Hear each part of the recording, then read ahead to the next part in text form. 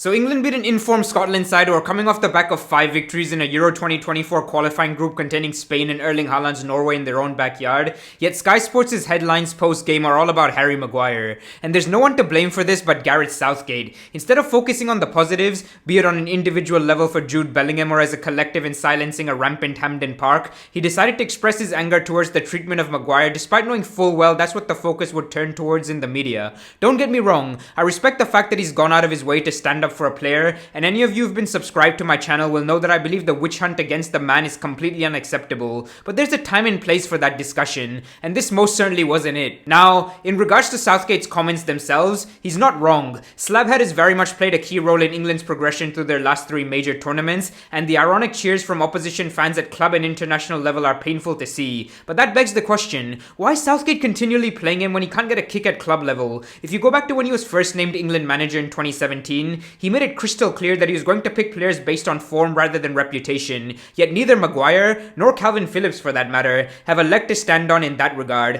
While every manager has their favourites, it sends a piss poor signal to those trying to break into the squad while playing out of their skin at club level week in week out, yet not getting a sniff. Although Guehi was the one who got the nod in the 11 and only went off at halftime due to injury, why not bring on someone like a Levi Colwell or Fikayo Tomori instead? I'd bet my left bollock that a more progressive forward-thinking manager would have done exactly that, and you can't help but wonder whether Southgate, who undoubtedly deserves credit for turning an England side at rock bottom into one that looks ready to take on any challenge ahead of them, has taken this technically gifted group of players as far as he can. As for Maguire himself, I'm frankly sick and tired of hearing this narrative about him being unlucky. Yes, there is a hint of misfortune about the own goal, but it's less a coincidence and more a recurring theme with him at this stage because fuck me, shit like this has been happening to him for the best part of 2 years now. I've always maintained there's a very good player in there when utilized in a particular system, but he's the one who turned down the chance to move to West Ham in the summer and resurrect his career. And while he's entitled to sit around and pick up the big wages which United very stupidly handed over to him all those years ago, he can have no complaints about the scrutiny that comes with choosing to go down that road. Had he said yes to Moyes and found his feet again at the highest level, no one would be having a moan. So he's very much dug his own grave by accepting to be Ten Hag's 5th choice centre half. If you look at what pundits, the press and football fans have had to say about Maguire on social media, you'd think he's the bloody Antichrist, and the calamitous own goal last night only added to that, which makes Southgate's insistence on giving him minutes that bit more perplexing. What I reckon this fella needs above all else is to get away from the limelight for a little bit to clear his head, yet Southgate continues to dig his heels in, and rather ironically, is doing both himself and Maguire more damage than good in the process. Before ending, I just want to say that those who continuously take the piss out of Maguire with memes and gifs are more often than not the same people who bang on about mental health, and while I'm all for a bit of banter, we do have to shoulder some responsibility in the way we talk about others online, because I can't even begin to imagine how tough the last 18 months have been on Maguire and his family.